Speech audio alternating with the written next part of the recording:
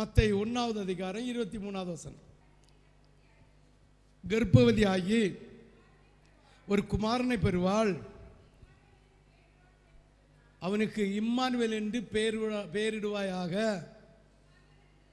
Emmanuel என்பதற்கு கர்த்தர் நம்மோடு இருக்கிறார் என்று அர்த்தம்.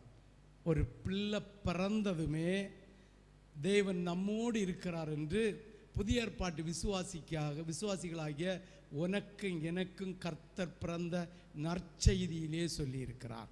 ஹல்லேலூயா, ஹல்லேலூயா. மேலும் மத்தேயு நற்செய்தி நூலில் கடைசி வார்த்தையில் சொல்லியிருக்கு.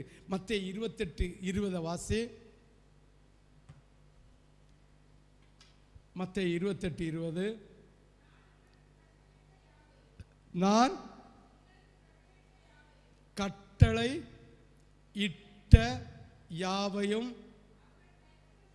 அவர்கள் கை கொள்ளும்படி